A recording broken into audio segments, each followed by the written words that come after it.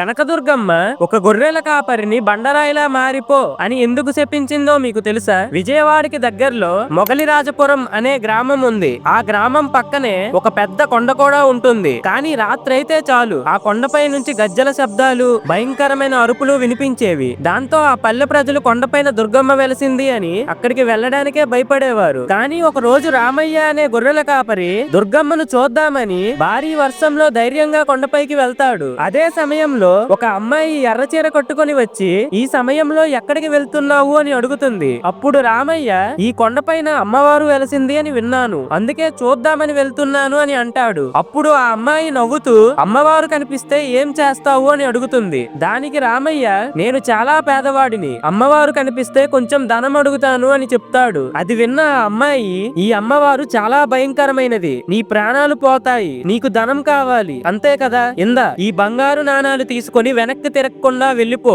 వెనక్కి తిరిగావంటే మాత్రం ఒక బండరాయిలా మారిపోతావు అని చెప్తుంది. అప్పుడు రామయ్య ఆనందంతో ఆ మూటను తీసుకొని కిందకు పరిగెడతాడు. కానీ ఇంతలో ఎవరో పిలిచారని నియమం మర్చిపోయి వెనక్కి చూస్తాడు. అంతే, వెంటనే ఒక శిలలా మారిపోతాడు. తన కోసం ఎదురు చూస్తున్న తన భార్య కలలోకి రామయ్య వచ్చి జరిగిందంతా చెప్పి కొండ మీదకు వెళ్లి పూజలు చెయ్యండి అని చెప్తాడు. ఆ రోజు నుంచి కొండపైన కనకదుర్గమ్మకి పూజలు చేయడం మొదలు పెట్టారు. ఫ్రెండ్స్, జై కనకదుర్గమ్మ అని కామెంట్ చేయండి.